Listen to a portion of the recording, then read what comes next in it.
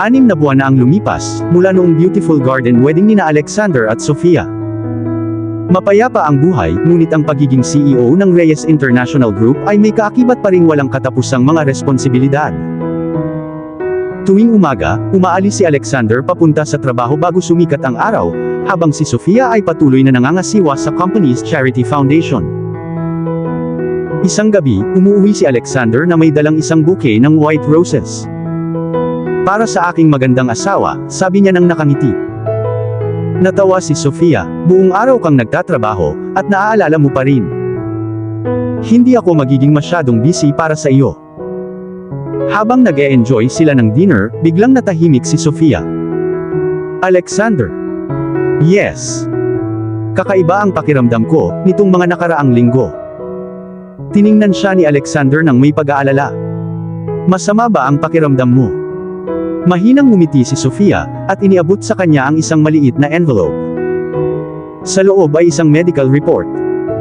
Binasa ito ni Alexander ng isang beses. Pagkatapos ay 2 beses. Napuno ng luha ang kanyang mga mata. Tiningnan niya si Sofia nang hindi makapaniwala. "Totoo ba ito?" Tumango si Sofia. "We're going to have a baby." Sa ilang sandali, hindi makapagsalita si Alexander. Ang makapangyarihang CEO na humarap sa billion-dollar business deals nang walang takot, ay nakatayo na walang masabi. Dahan-dahan niyang inilagay ang kanyang kamay sa tiyan ni Sofia. "Our baby." Tumulo ang mga luha sa kanyang mga pisngi, habang mahigpit niya itong niyakap. "Ito ang pinakamagandang regalong natanggap ko." Kinabukasan, ibinahagi ni Alexander ang magandang balita kay Michael. "Congratulations, boss," sabi ni Michael nang may malaking ngiti. "Ikaw ang magiging pinakamasayang CEO sa mundo." Tumawa si Alexander. Hindi lang ang pinakamasayang CEO. Ang pinakamasayang asawa, at sa lalong madaling panahon, ang pinakamasayang ama. Samantala, sa isang malayong lugar, isang misteryosong lalaki ang nanood ng balita tungkol kina Alexander at Sofia. Ngumiti siya habang tinitingnan ang isang lumang picture ng pamilya Reyes. "So, lumalaki ang pamilya ng Reyes." Isinara niya ang photo album at bumulong. "Panahon na para bumalik ako." Sino ang misteryosong estranghero? At ano ang gusto niya mula sa pamilya ni Alexander? Ang kanilang greatest adventure ay nagsisimula pa lamang. Ang balita tungkol sa expecting first child nina Alexander at Sofia, ay nagdulot ng kaligayahan sa lahat ng tao sa Reyes International Group. Nagdiwang ang mga empleyado, nagpadala ng pagbati ang mga kaibigan, at mas naging maingat si Alexander kay Sofia. Ang lalaking dating naniniwala na ang emosyon ay isang kahinaan, ay ganap na nagbago. Tuwing umaga, inihahanda niya ang almusal ni Sofia. Pinapaalalahanan niya itong magpahinga, sumasama sa bawat appointment sa doktor, at kinansela pa ang mga hindi kinakailangang meeting para lang mas matagal na makasama ito. "Ikaw ang CEO ng isang malaking kumpanya," pang-aasar ni Sofia isang gabi. "Pero ngayon ang pinakamalaking responsibilidad mo ay ang pag-aalaga sa akin." Ngumiti si Alexander. "Sa totoo lang, ikaw at ang ating baby ang pinakamahalagang responsibilidad na naranasan ko." Hinawakan ni Sofia ang kanyang kamay. "Hindi ko akalain na ang malamig na CEO na nakilala ko sa cafe na iyon ay magiging ganito kabait." Tumawa si Alexander. "Me too." Ngunit habang puno ng kaligayahan ang kanilang pamilya, isang misteryosong lalaki ang dumating sa lungsod. Ang pangalan niya ay Nathaniel Reyes. Isa siyang matagumpay na negosyante na nanirahan sa ibang bansa ng maraming taon. Matalino, mayaman, at konektado sa nakaraan ng pamilya Reyes. Nang marinig ni Alexander ang pangalan niya, natahimik siya. Nathaniel Reyes. Napansin ni Sofia ang ekspresyon ng mukha niya. Sino siya? Tiningnan ni Alexander ang isang lumang picture ng pamilya. Siya ang nakababatang kapatid ng aking ama. Nagulat si Sofia. Akala ko nag-iisang anak lang ang iyong ama. Iyon ang paniniwala ng lahat, sagot ni Alexander.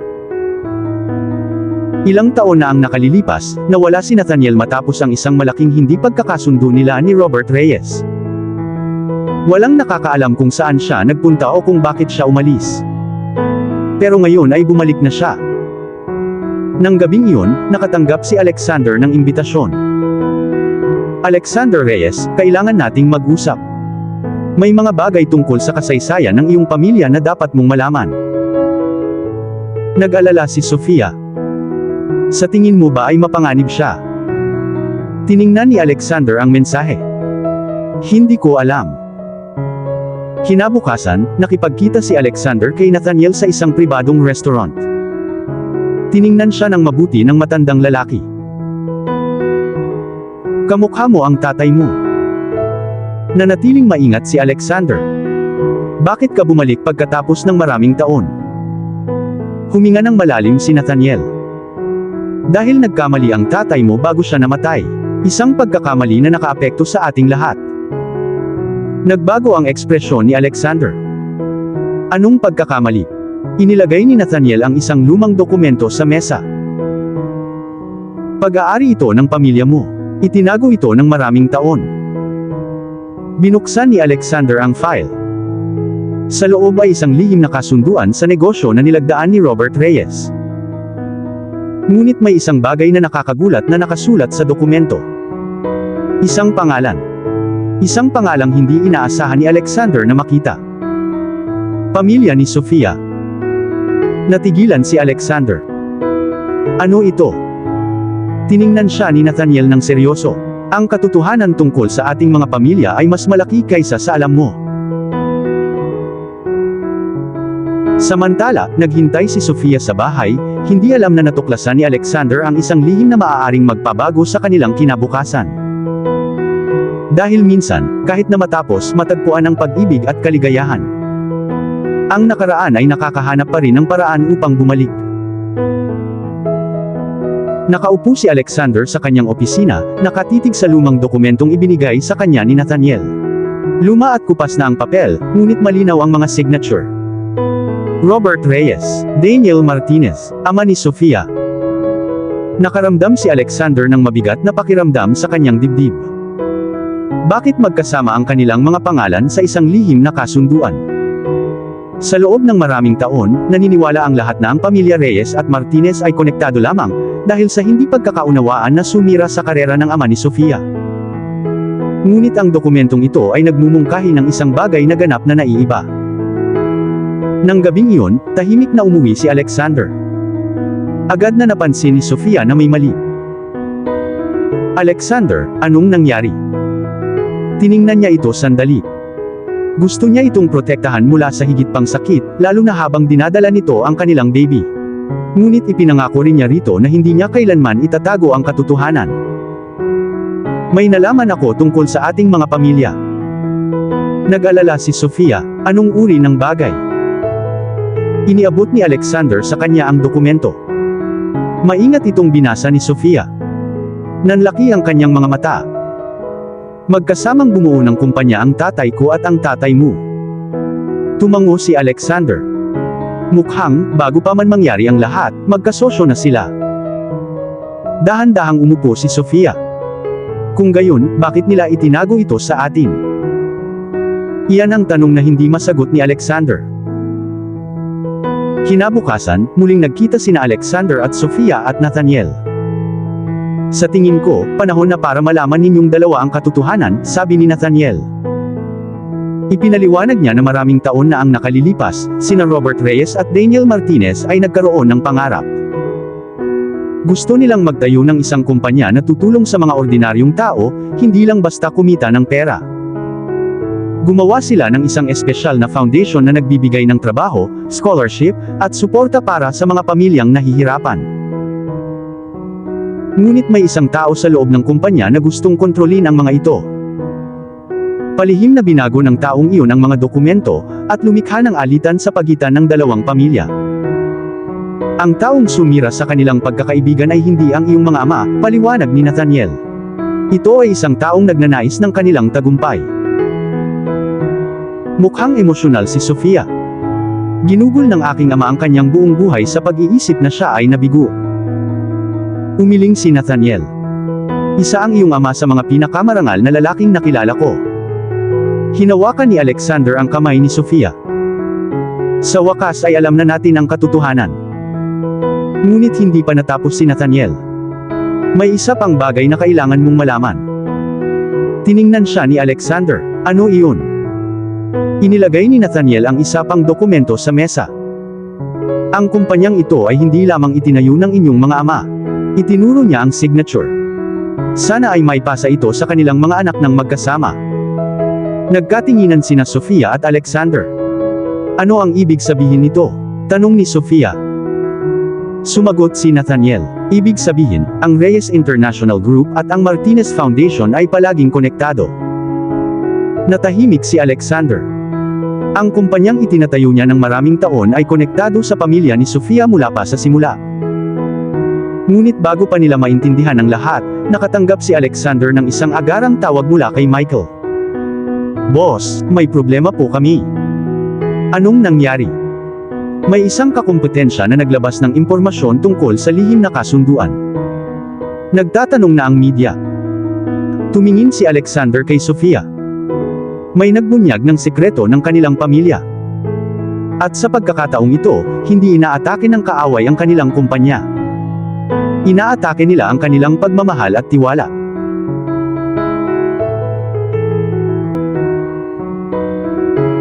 Mabilis na kumalat ang balita. Kinabukasan, pinag-uusapan ng bawat channel ng negosyo ang lihim na kasunduan sa pagitan ng mga pamilyang Reyes at Martinez. Ang Reyes International Group ay nagtayo sa isang nakatagong pakikipagsosyo. Ang CEO na si Alexander Reyes ay nahaharap sa mga katanungan tungkol sa pagmamay-ari ng kumpanya. Pinalibutan ng mga reporter ang company headquarters, humihingi ng mga sagot. Sa loob ng kanyang opisina, tahimik na nakatayo si Alexander habang nanunood ng balita. Mukhang nag-aalala si Michael. Boss, nagtatanong ang mga investors. Pinag-iisipan muli ng ilang kasosyo ang kanilang mga kontrata. Nanatiling kalmado si Alexander. Gusto nilang magpanik tayo. Pumasok si Sofia sa opisina. Nakita rin niya ang balita. Alexander, lumapit siya sa kanya. Ipinangako ko sa iyo na hindi ko kailanman itatago ang katotohanan. Pero hindi ko kailanman nais na ang nakaraan ng ating pamilya ay maging sandata laban sa atin. Lumapit si Sofia at hinawakan ang kanyang kamay. Haharapin natin ito ng magkasama, tulad ng dati. Ang mga salitang iyon ay nagpaalala kay Alexander, sa babaeng nagpabago sa kanya. Before Sofia, mag-isa sana siyang lalaban sa bawat laban. Pero ngayon, naunawaan na niya na ang lakas ay hindi nangangahulugang pagdadala ng lahat ng mag-isa. Kalaunan ng araw na iyon, nagpatawag si Alexander ng isang emergency meeting kasama ang board. Kinabahan ng ilang mga executives. Mr. Reyes, kung totoo ang kasunduan, maaaring questionin ng mga tao ang iyong autoridad bilang CEO. Tumingin si Alexander sa paligid ng silid. Naiintindihan ko ang kanilang mga alalahanin. Pero hindi ako tatakas sa katotohanan. Inilagay niya ang mga original na dokumento sa mesa. Ang kumpanyang ito ay itinayo sa tiwala, pagsusumikap, at pangarap na tulungan ang mga tao. Hindi ko hahayaang sirain ang legacy na iyon, gamit ang mga kasinungalingan. Biglang bumukas ang pinto, pumasok si Nathaniel sa silid. Natahimik ang lahat, makukumpirma ko kung totoo ang mga dokumentong ito, sabi ni Nathaniel. Mukhang nagulat ang mga executives. Nagpatuloy si Nathaniel. Nilikha ni na Robert Reyes at Daniel Martinez ang pakikipagsosyo na ito, dahil naniniwala silang dapat ibahagi ang tagumpay. Ang kumpanya ay hindi kailanman itinayo para sa isang pamilya lamang. Tumahimik ang silid. Sa unang pagkakataon, naunawaan ng lahat ang tunay na layunin sa likod ng kumpanya. Pero may isang tanong pa rin. Sino ang naglabas ng mga dokumento? Nang gabing iyon, may natuklasan si Michael na nakakagulat. Boss, na-trace po namin ang leak. Tiningnan siya ni Alexander. Sino iyon? Nag-alangan si Michael. Galing ito sa isang taong may access sa mga pinakalumang record ng kumpanya. Mukhang nag-aalala si Sofia. Sino? Ibinahagi ni Michael ang pangalan. Ang uncle mo, si Nathaniel Reyes. Natahimik ang silid.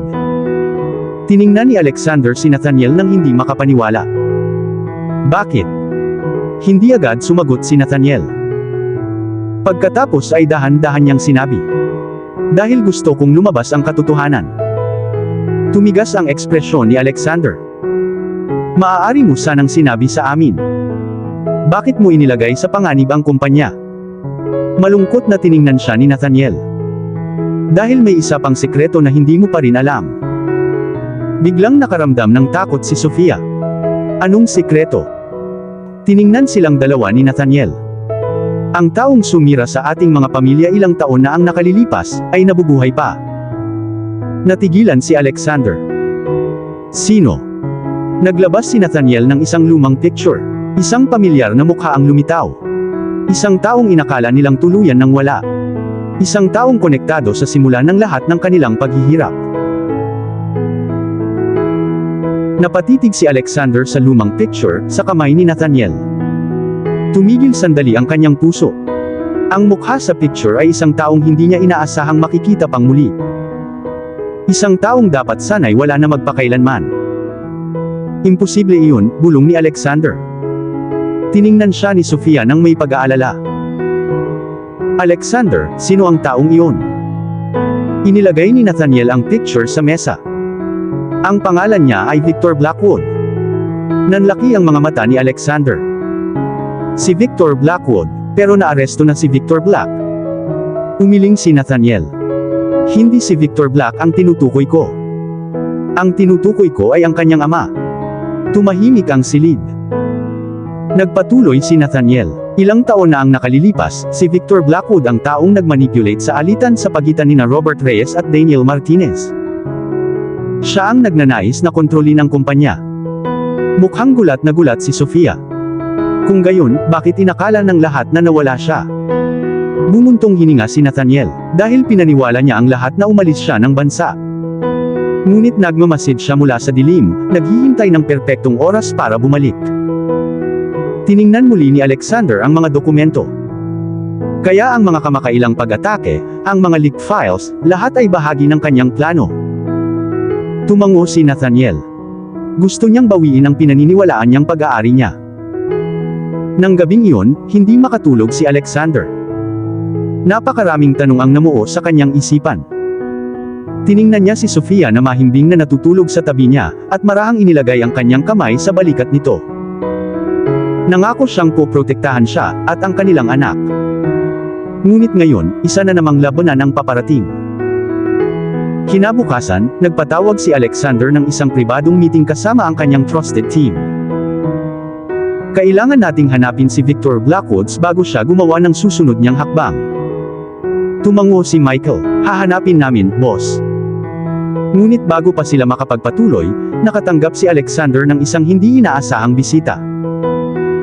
Isang matandang babae ang pumasok sa kanyang opisina. "Kailangan kong makausap si Alexander Reyes." Mukhang hindi sigurado ang security team, ngunit pinayagan siya ni Alexander na pumasok. Nagpakilala ang babae. "Ang pangalan ko ay Clara Blackwood." Naging maingat si Alexander. "Kamag-anak mo ba si Victor Blackwood?" Tumango siya. "Ako ang kanyang ina." Si Sofia, na malapit doon, ay mukhang nagulat. "Bakit ka nandito?" Binuksan ni Clara ang isang lumang envelope. "Dahil alam ko ang katotohanan tungkol sa anak ko."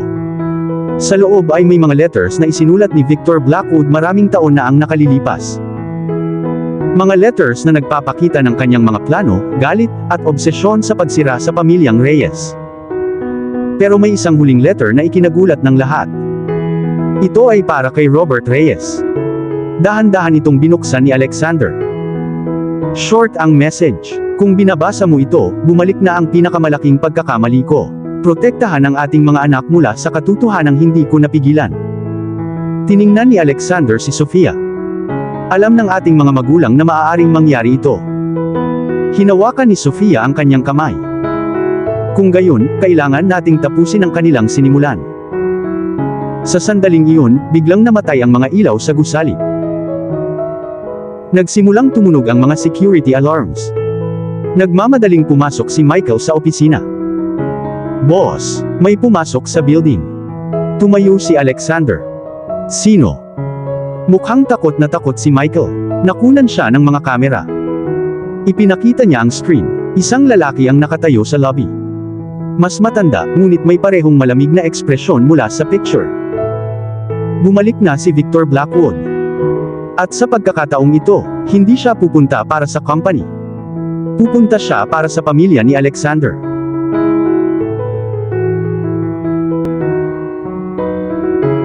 Umalangaw-ngaw ang mga alarm sa buong Reyes International Group. Mabilis na nag-evacuate ang mga empleyado sa gusali habang nagmamadaling pumunta sa main lobby ang mga security officer. Nagmamadaling bumaba sina Alexander, Sofia, Michael, at Nathaniel. Nang bumukas ang mga pinto ng elevator, walang tao sa lobby. Nandito lang siya, kinakabahang sabi ng isang security guard. Pagkatapos ay nawala siya, kumunot ang noo ni Alexander. Hindi siya pumunta rito para umatake. Tumingin si Sofia sa paligid. Pumunta siya para magpadala sa atin ng mensahe. Nang sandaling iyon, tumunog ang telepono ni Michael. Namutla ang kanyang mukha nang sumagot siya. Ano? Kailan? Papunta na kami. Humakbang palapit si Alexander. Anong nangyari? Sa ospital, sagot ni Michael. Nag-collapse si Mrs. Clara Blackwood. Nagmadali ang lahat sa ospital. Pagdating nila, ipinaliwanag ng mga doktor na matagal nang nagdurusa si Mrs. Clara sa mahinang puso. Hiniling niyang makausap sina Alexander at Sofia ng mag-isa. Pagpasok nila sa kanyang silid, mahinang ngumiti si Mrs. Clara. Wala akong masyadong oras. Huwag na kayong magsalita, malumanay na sabi ni Sofia. Ngunit dahan-dahang umiling si Mrs. Clara. May mga bagay kang kailangan malaman. Kinuha niya sa kanyang handbag ang isang maliit na susi na silver. Ang susi na ito ay nagbubukas ng safety deposit box na itinago namin ng iyong ama. Mukhang nalilito si Alexander. Ang aking ama. Tumango si Mrs. Clara. Naniniwala si Robert Reyes na balang araw ay kakailanganin ang katotohanan. Nagtiwala siya sa akin dahil gusto kong pigilan ang puot ng aking anak. Tumulo ang mga luha sa kanyang mga pisngi. Nabigo ako bilang isang ina. Hindi ko mapigilan si Victor sa pagpili ng paghihiganti. Marahang hinawakan ni Alexander ang kanyang kamay. Hindi pa huli ang lahat para magtulungan tayo. Ngumiti si Mrs. Clara. Pumunta ka sa lumang Riverside Bank. Box number 218. Sa loob, makikita mo ang lahat. Sa mga huling salitang iyon, ipinikit ni Mrs. Clara ang kanyang mga mata, at tahimik na nakatulog. Kinabukasan, pumunta sina Alexander at Sofia sa bangko. Binuksan ng manager ang safety deposit box. Sa loob ay may ilang dokumento, lumang litrato, at isang selyadong sulat na naka-address kay Alexander. Maingat niya itong binuksan. Isinulat ito gamit ang sulat kamay ng kanyang ama. Mahal kong Alexander. Kung binabasa mo ito, sa wakas ay naabutan ka na ng nakaraan. Huwag mong labanan ang puot ng may puot. Buuin ang kinabukasan na lagi kong pinapangarap, isang kumpanyang naglilingkod sa mga tao ng may honesty at compassion. Kung babalik si Victor, tandaan mo ito, dati siyang kaibigan ko bago siya naging kaaway ko. May mabuti pa rin sa loob niya, ngunit kung pipiliin niya itong makita. Naniniwala ako sa iyo, anak ko. Ibinaba ni Alexander ang sulat, na puno ng luha ang kanyang mga mata. Niyakap siya ni Sofia. Ipinagmamalaki ka ng iyong ama. Kumuha si Nathaniel ng isa pang dokumento mula sa box. Biglang nagbago ang kanyang ekspresyon. Hindi ito maganda. Ano iyon? Tanong ni Alexander. Ipinakita sa kanya ni Nathaniel ang mga papeles. Palihim na bumili si Victor ng mga share sa ilang kumpanya sa paglipas ng mga taon. Unti-unti, nakakuha na siya ng sapat na pagmamay-ari para subukang agawin ang Reyes International Group. Kung magtatagumpay siya, sabi ni Nathaniel, maaari siyang maging bagong chairman. Tahimik na tumayo si Alexander ng ilang sandali. Pagkatapos ay ngumiti siya, sinusubukan niyang agawin ang kumpanya ko. Tiningnan siya ni Sofia. Ano ang gagawin mo? Hinawakan ni Alexander ang kamay niya. Hindi na lang ako nakikipaglaban para sa isang kumpanya. Tiningnan niya ang ultrasound photo ng kanilang hindi pa isinisilang na baby sa kanyang wallet. Nakikipaglaban ako para sa kinabukasan ng ating pamilya. Sa sandaling iyon, nakatayo si Victor Blackwood sa pinakamataas na palapag ng isang kalapit na skyscraper, nakatingin sa headquarters ng Reyes. Ngumiti siya nang iabot sa kanya ng kanyang abogado ang isang folder. Handa na ang lahat. Tumango si Victor. Bukas. Nagsisimula na ang huling laban. Kinabukasan, niyanig ang business world ng hindi inaasahang balita. Isang mysterious investor ang bumili ng malaking bilang ng mga shares sa Reyes International Group. Sa loob ng ilang oras, inanunsyo ng media. Ang isang hindi kilalang investor ay naging isa sa pinakamalaking shareholder ng Reyes International Group. Nakatayo si Alexander sa kanyang opisina, nakatingin sa skyline ng lungsod. Alam na niya kung sino ang nasa likod nito. Victor Blackwood, bulong niya. Pumasok si Michael sa silid, dala ang isang report. Boss, kumpirmado na. Matagal nang bumibili si Victor ng mga shares sa pamamagitan ng iba't ibang kumpanya. Maingat niya itong pinlano. Tiningnan ni Alexander ang mga dokumento. Gaano nakalapit ang kontrol niya sa kumpanya? Nag-alangan si Michael, malapit na. Si Sofia, na nakaupo malapit, ay mukhang nag-aalala. Paano kung makakuha siya ng sapat na shares? Humarap si Alexander sa kanya. Maaari niyang pilitin ang isang board na bumoto, at alisin ako bilang CEO. Hinawakan ni Sofia ang kanyang kamay. Mawawala ba sa iyo ang lahat? Malumanay nang umiti si Alexander. No. Tiningnan niya ito. Bakit ka nakangiti? Dahil sa wakas ay may naintindihan na ako. Tiningnan ni Alexander ang gusali ng kumpanya sa labas. Hindi lang akin ang kumpanyang ito. Ito ay pagmamay-ari ng mga empleyado, ng mga taong tinutulungan natin, at ng lahat ng naniniwala sa ating pananaw. Naalala niya ang sulat ng kanyang ama. Huwag kailanman labanan ang puot ng may puot. Buuin ang kinabukasan ng may katapatan. Sa halip na atakihin si Victor, nagpasya si Alexander na lumaban ng naiiba. Nagpatawag siya ng isang emergency meeting kasama ang mga shareholder. Nang magsimula ang meeting, lumitaw si Victor sa screen. Mayroon siyang kumpiyansang ngiti. Alexander, pagkatapos ng lahat ng mga taon, ang kumpanyang itinayo ng iyong ama ay sa wakas ay pagmamay-ari ko na. Mahinahong tiningnan siya ni Alexander. Naniniwala ka ba na ang pagkuha ng kontrol ay magpapatagumpay sa iyo? Natawa si Victor. Ang tagumpay ay para sa mga may kapangyarihan. Umiling si Alexander. No. Ang tunay na tagumpay ay para sa mga nakakaalam kung ano ang gagawin sa kapangyarihan. Nakinig ng mabuti ang mga shareholder.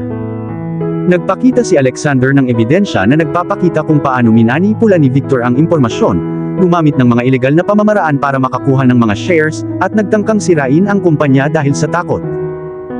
Pagkatapos ay humakbang si Sofia. Nagpakita siya ng mga record mula sa Martinez Foundation, na nagpapakita kung paano ang original na misyon ng kumpanya ay palaging tungkol sa pagtulong sa mga tao, hindi personal na paghihiganti. Isa-isa, nagsimulang questionin ng mga shareholder ang mga intensyon ni Victor. Ang kumpanyang ito ay itinayo sa tiwala, sabi ng isang shareholder. Hindi paghihiganti. Nagalit si Victor. Sa tingin mo mapipigilan mo ako? Pagkatapos ay tumayo si Nathaniel. Natahimik ang lahat.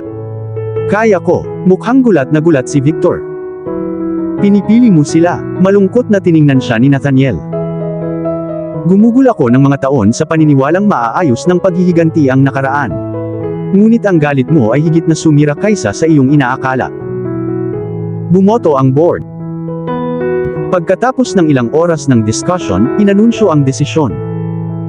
Nabigo si Victor Blackwood na kontrolin ang Reyes International Group. Napuno ng palakpakan ang silid.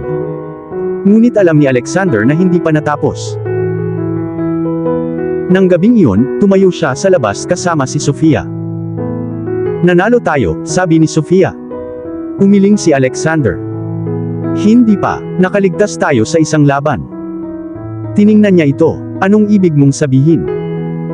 Tumingin siya sa mga ilaw ng lungsod. Ang mga taong tulad ni Victor ay hindi madaling sumuko. Sa sandaling iyon, nakatanggap si Alexander ng isang unknown message. Isang pangungusap ang lumabas sa kanyang telepono. Maaaring nanalo ka na sa kumpanya, pero hindi mo pa natutuklasan ang huling sekreto. Nagbago ang ekspresyon ni Alexander. Napansin ito ni Sofia. Ano iyon? Ipinakita niya sa kanya ang mensahe. At pareho nilang napagtanto, ang pinakamalaking misteryo ng nakaraan ng kanilang mga pamilya ay nakatago pa rin.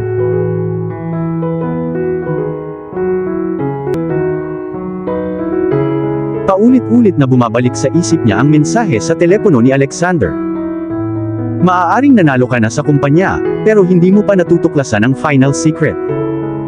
Sa unang pagkakataon sa loob ng mahabang panahon, nakaramdam ng kawalan ng katiyakan si Alexander. Hindi dahil sa takot siyang mawala ang kumpanya niya, kundi dahil natatakot siyang mawala ang kapayapaang sa wakas ay natagpuan niya kay Sofia. Nang gabing iyon, nakaupo siya sa kanyang study room, tinitingnan ang mga lumang dokumento mula sa kanyang ama. Tahimik na pumasok si Sofia. Hindi ka makatulog. Bahagya nang umiti si Alexander. Kilala mo ako ng husto. Umupo siya sa tabi niya. Naharap na natin si Victor, ang laban sa kumpanya, at lahat ng mga secrets mula sa nakaraan. Ano man ito, haharapin natin ito ng magkasama. Hinawakan ni Alexander ang kanyang kamay. Bago kita nakilala, akala ko ang pagiging matatag ay nangangahulugan ng pagtayo ng mag-isa. Ngumiti si Sofia. At ngayon alam ko na ang lakas ay nagmumula sa mga taong tumatayo sa tabi mo. Kinabukasan ng umaga, dumating si Nathaniel dala ang hindi inaasahang balita. May nakita ako sa mga lumang record ng iyong ama. Agad na tumingala si Alexander. Ano iyon? Inilagay ni Nathaniel ang isang maliit na kahon na gawa sa kahoy sa mesa. Nakatago ito sa bahay ng iyong lolo. Walang nakakaalam tungkol dito. Sa loob ng kahon ay may isang lumang journal. Ang sulat kamay ay pagmamay-ari ng lolo ni Alexander, si Thomas Reyes, ang nagtatag ng original na negosyo ng pamilya. Maingat na binuksan ni Alexander ang journal. Ang unang pahina ay naglalaman ng isang nakakagulat na pahayag. Ang kayamanan ng pamilya Reyes ay hindi kailanman ginawa para sa isang tao. Ito ay nilikha upang maglingkod sa iba. Habang patuloy silang nagbabasa, natuklasan nila ang katotohanan. Ilang taon na ang nakalilipas, lumikha si Thomas Reyes ng isang nakatagong foundation na nagpoprotekta sa mga empleyado, sumusuporta sa mga pamilya, at nagpopondo sa mga programa sa edukasyon. Ngunit may isang kondisyon: kailangang patunayan ng pinuno ng kumpanya na mas pinahahalagahan nila ang mga tao kaysa sa pera. Mukhang nagulat si Sofia. Kaya ang iyong lolo ay lumikha ng isang pagsubok para sa mga magiging pinuno. Tumango si Nathaniel. Tama. Binuklat ni Alexander ang pahina. May isa pang sikreto, isang listahan ng mga pangalan. Sa itaas ay Robert Reyes, Daniel Martinez. Hindi sila magkaaway. Sila ay mga napiling partner. Ang kanilang mga pamilya ay nakatadhana upang ipagpatuloy ang parehong misyon ng magkasama. Tiningnan ni Alexander si Sofia. Ang ating mga pamilya ay hindi kailanman nakatadhana para mag-away. Malungkot na ngumiti si Sofia. Nakatadhana silang bumuo ng isang bagay ng magkasama. Ngunit pagkatapos ay natagpuan ni Alexander ang isang huling liham. Ang nakalagay ay, para sa magiging CEO ng Reyes International Group. Binuksan niya ito, ang sabi sa liham. Kung narating mo na ang pahinang ito, nangangahulugan ito na naharap ka sa mga hamon, pagtataksil, at mahihirap na pagpili. Tandaan, ang isang kumpanya ay hindi nasusukat sa laki nito, kundi sa kabaitang dulot nito sa mundo. Naramdaman ni Alexander ang mga luha sa kanyang mga mata. Malinaw ang last wish ng kanyang lolo. The company needed a new beginning. Not just a business empire, a legacy of compassion. Nang gabing iyon, inanunsyo ni Alexander ang isang malaking desisyon. Lilikha siya ng isang bagong global foundation kasama si Sofia, na pagsasamahin ang legacy ng Reyes, at ang pangarap ng pamilya Martinez. Ang anunsyo ay nagbigay inspirasyon sa mga empleyado, at komunidad sa buong mundo.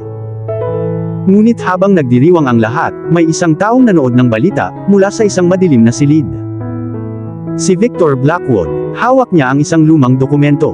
Isang dokumento na kahit si Alexander ay hindi pa nakikita. Ngumiti siya. Congratulations, Alexander. Pero hindi mo pa rin alam ang katotohanan tungkol sa iyong sariling kapanganakan. Binuksan niya ang file. Sa loob ay isang sekreto na maaaring magpabago ng lahat. Katatapos lang ng pagdiriwang sa Reyes International Group. Nakangiti ang mga empleyado. Ang bagong Reyes Martinez Foundation ay nagbigay inspirasyon sa libu-libong tao, at sa unang pagkakataon sa loob ng maraming taon, naniwala si Alexander na sa wakas ay natapos na ang masakit na kasaysayan ng kanyang pamilya. Ngunit sa malayo, si Victor Blackwood ay nakaupong mag-isa sa isang lumang mansyon. Sa mesa sa harap niya ay nakapatong ang isang faded brown envelope. Dahan-dahan niya itong binuksan. Sa loob ay isang birth certificate, ilang sulat kamay na mga liham, at isang larawan ng isang bagong silang na sanggol na nakabalot sa isang asul na kumot. Ngumiti si Victor. So, dumating na ang oras. Kinabukasan, nakatanggap si Alexander ng isa pang anonymous package. Maingat itong sinuri ni Michael bago ito dinala sa opisina. Walang dangerous materials, boss. Binuksan ni Alexander ang envelope. Namutla ang kanyang mukha. Sa loob ay isang kopya ng parehong birth certificate. Ang pangalan ng ama ay nakalista bilang Robert Reyes. Pero ang pangalan ng ina ay hindi ang babaeng palaging tinatawag ni Alexander na kanyang ina. Napatitig siya sa papel nang hindi makapaniwala. Ito, hindi maaaring tama. Tumingin si Sofia sa kanyang balikat. Ano ito? Iniabot ni Alexander sa kanya ang dokumento nang nanginginig ang mga kamay. Tahimik niya itong binasa, siguradong peke ito. Bago pa man makapagsalita ang sinuman, dumating si Nathaniel. Pagkakita niya sa birth certificate, pumikit siya. Sa wakas ay nakita mo na rin. Tiningnan siya ni Alexander. Alam mo na. Malungkot na tumango si Nathaniel. Alam kong may mga chismis, pero hindi ko alam kung totoo ang mga ito. Nanginginig ang boses ni Alexander. Kung gayon, sabihin mo sa akin ang totoo. Huminga ng malalim si Nathaniel. Ang babaeng nagpalaki sa iyo ay ang iyong ina sa lahat ng aspeto na tunay na mahalaga. Mukhang nalilito si Alexander. Pero, namatay ang iyong biological mother ilang sandali matapos kang ipanganak. Tumahimik ang silid. Labis na nalungkot si Robert Reyes, patuloy ni Nathaniel. Nag-asawa siyang muli pagkalipas ng ilang taon. Mahal ka ng asawa niya na parang sarili kang anak. Nagpasya si Robert na ilihim ang katotohanan, dahil gusto niyang lumaki kang may kumpletong pamilya. Napuno ng luha ang mga mata ni Alexander. So, hindi ako pinabayaan ng nanay ko. Umiling si Nathaniel. Hindi kailanman. Minahal ka niya ng buong puso. Hindi lang niya kailanman nasaksihan ang paglaki mo. Tahimik na naupo si Alexander, nabigla sa revelasyon. Lumuhod si Sofia sa tabi niya, at marahang hinawakan ang kamay niya. You've never been alone. Tiningnan siya ni Alexander. Ginugol ko ang buong buhay ko sa paniniwalang alam ko ang kwento ng pamilya ko. Ngumiti si Sofia habang umiiyak. At ngayon ay may alam ka ng mas mahalaga. Ano, mahal ka ng mga magulang mo, ang nagbigay sa iyo ng buhay, at ang nagpalaki sa iyo. Niyakap ni Alexander ng mahigpit si Sofia. Sa unang pagkakataon mula nang matanggap ang nakakagulat na balita, nakaramdam siya ng kapayapaan. Ngunit biglang pumasok si Michael sa silid. Boss! Ano iyon? Natunto na namin ang package. Tumayo si Alexander. Nahanap niyo na ba si Victor? Tumango si Michael. Yes boss, gusto kanyang makita. Agad na tumutol si Sofia. Isa itong patibong. Tiningnan ni Alexander ang mensahe. Iisa lang ang isinulat ni Victor. Mag-isa kang pumunta kung gusto mo ang huling piraso ng katotohanan. Mukhang nag-aalala si Nathaniel. Huwag kang umalis. Tiniklap ni Alexander ang sulat, at isinilid sa kanyang bulsa. Ginugol ko ang buong buhay ko sa pagtakbo patungo sa katotohanan. Tiningnan niya si Sofia. Sa pagkakataong ito, tatapusin ko na ang kwento. Habang naglalakad si Alexander papunta sa pinto, tinawag siya ni Sofia. Ipangako mo sa akin na uuwi ka. Lumingon si Alexander, ngumiti ng marahan, at sumagot. I have too much to live for now. Dahil doon, umalis siya upang harapin si Victor Blackwood sa huling pagkakataon. Malapit nang magsimula ang huling paghaharap sa pagitan ng dalawang pamilya.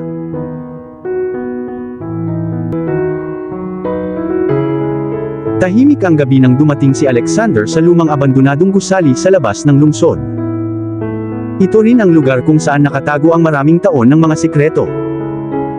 Dahan-dahan siyang pumasok. Victor. Umalangaw-ngaw ang kanyang boses sa walang laman na silid. Pagkalipas ng ilang segundo, isang lalaki ang lumabas mula sa mga anino. Si Victor Blackwood. Matanda, pagod, at hindi na kasing lakas ng dating anyo niya. "Pumunta ka," sabi ni Victor. Mahinahong tiningnan siya ni Alexander. "Pumunta ako dahil gusto kong tuluyang matapos ang katotohanan." Mapait na ngumiti si Victor. "Kamukha mo ang boses ng iyong ama." Nagbago ang ekspresyon ni Alexander. "Ginugol ng aking ama ang kanyang buhay sa pagsisikap na ayusin ang pinsalang dulot mo." Tumingin si Victor sa malayo. "Naniniwala ang iyong ama na ang mga tao ay maaaring magbago. At pinatunayan mo siyang mali," sagot ni Alexander. Sandaling napuno ng katahimikan ang silid. Pagkatapos ay inilagay ni Victor ang isang file sa mesa. "Ito na ang huling sekreto." Maingat itong binuksan ni Alexander. Sa loob ay may mga sulat sa pagitan ni Robert Reyes at ng ama ni Victor mula pa noong maraming taon. Sa wakas ay nabunyag ang katotohanan. Ang ama ni Victor ay dating matalik na kaibigan ni Robert. Pinangarap nilang magtayo ng isang kumpanya ng magkasama. Ngunit unti-unti siyang binago ng inggit at kasakiman. Gusto niya ang lahat ng tagumpay para sa kanyang sarili. Nang piliin ni Robert si Daniel Martinez bilang kanyang kasosyo, naramdaman ng ama ni Victor na siya ay pinagtaksilan. Ang galit na iyon ay naipasa kay Victor. "Lumaki akong naririnig na ninakaw ng pamilya mo ang lahat ng bagay sa akin," sabi ni Victor. Tiningnan siya ni Alexander, pero hindi yun totoo. Yumuko si Victor. "No, alam ko na yun ngayon."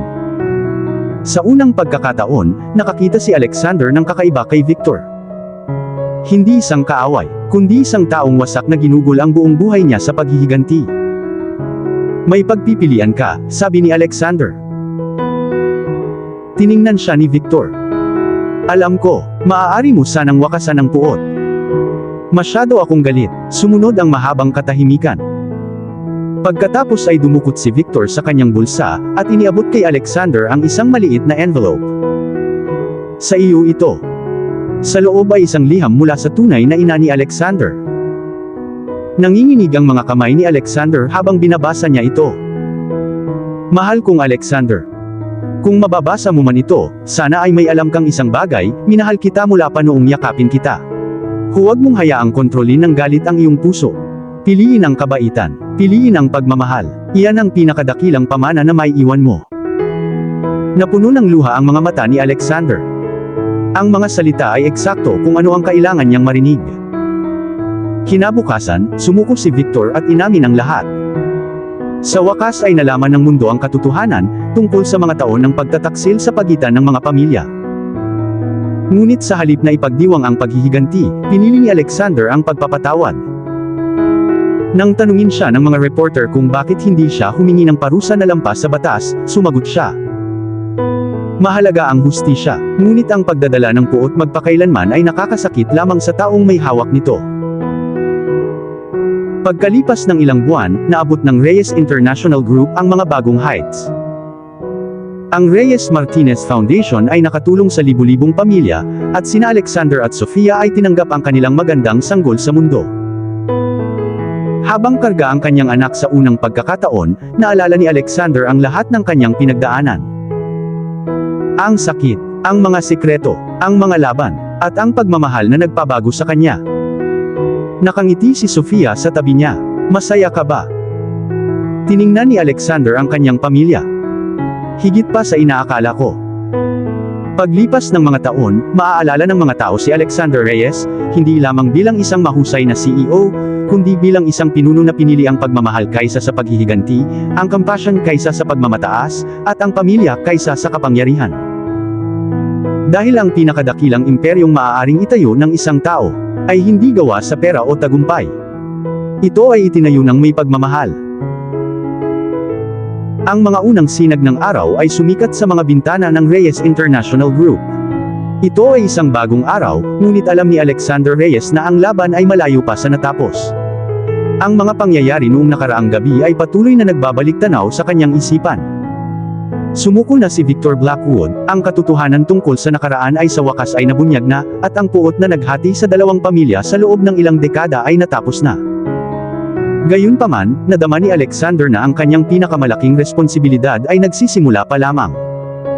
Nakatayo siya sa kanyang opisina, nakatingin sa abalang lungsod sa ibaba. Dumarating ang mga empleyado para sa trabaho, bawat isa ay may kanya-kanyang pangarap at responsibilidad. Tahimik na pumasok si Sofia sa opisina. Halos 1 oras ka nang nakatayo rito, sabi niya nang may banayad ng ngiti. Lumingon si Alexander at ngumiti pabalik. Iniisip ko ang aking ama. Lumapit si Sofia sa kanya, at ipinasok ang kanyang kamay sa kanya. Magiging proud siya sa kung sino ka ngayon. Tiningnan siya ni Alexander nang may pasasalamat. Sana nga. Inihilig ni Sofia ang ulo sa balikat nito. Hindi mo lang basta iniligtas ang kumpanya. Iniligtas mo ang pangalan ng pamilya mo. Marahang bumuntong hininga si Alexander. Maraming taon na akong nagsisikap na maging isang matagumpay na CEO, kaya halos nakalimutan ko na kung bakit itinayo ang kumpanyang ito. Ngumiti si Sofia, ngayon ay naaalala mo na. Nang sandaling iyon, kumatok si Michael sa pinto ng opisina. Boss, dumating na ang mga miyembro ng board. Tumango si Alexander, simulan na natin. Sa loob ng boardroom, nakatayo ang bawat executive nang pumasok si Alexander. Iba ang kapaligiran. Sa halip na takot at kawalan ng katiyakan, may pag-asa. Tumingin si Alexander sa paligid ng silid bago nagsalita. Sa loob ng maraming taon, nakatuon ang ating kumpanya sa pagiging pinakamalaki. Tumigil siya, ngunit simula ngayon, ang ating layunin ay maging ang kumpanyang makakagawa ng pinakamalaking pagbabago. Tumahimik ang silid. Dadagdagan natin ang mga scholarship sa pamamagitan ng Reyes Martinez Foundation, palalawakin ang tulong sa pangangalagang pangkalusugan para sa ating mga empleyado at kanilang mga pamilya, at mamumuhunan sa mga programang lilikha ng mga trabaho para sa mga komunidad na nangangailangan. Nagtinginan ang mga miyembro ng board, bago dahan-dahang ngumiti. Isa-isa silang nagpalakpakan. Pagkatapos ng meeting, kumalat sa buong bansa ang balita tungkol sa anunsyo ni Alexander. Pinuri ng mga tao ang kumpanya, dahil sa pagpili nila ng compassion kaysa sa kasakiman. Nang hapong iyon, binisita nina Alexander at Sofia ang pinakabagong community center ng foundation. Tumakbo ang mga bata papunta sa kanila nang may matangkad na ngiti. Isang batang babae ang nagbigay kay Sofia ng isang drawing. Para po ito sa iyong baby, nahihiyang sabi niya. Ngumiti si Sofia ng mainit. Salamat, pahahalagahan namin ito magpakailanman.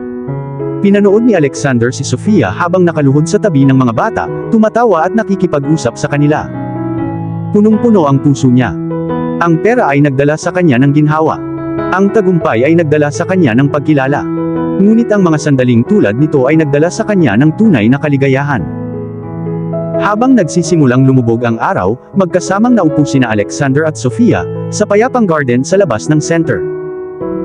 Dahan-dahang inilagay ni Sofia ang kamay ni Alexander sa kanyang lumalaking tiyan. Sumisipa ang ating anak. Nanlaki ang mga mata ni Alexander. Talaga, isang maliit na galaw ang nagpangiti sa kanya.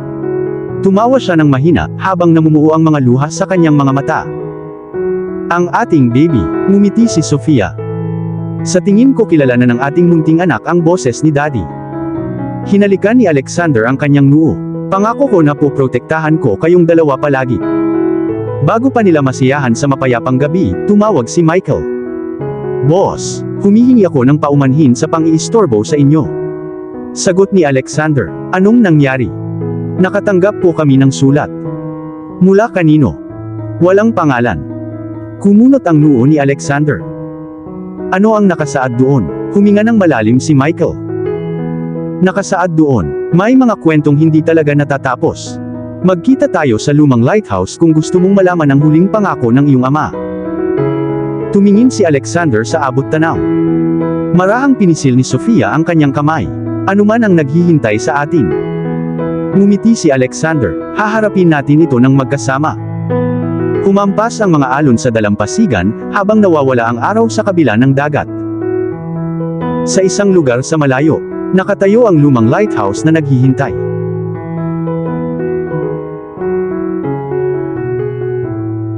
At dito na po, nagtatapos ang part 10 ng ating kwento. Sabay-sabay po nating abangan ang susunod na kabanata. Maraming salamat po. God bless and stay safe.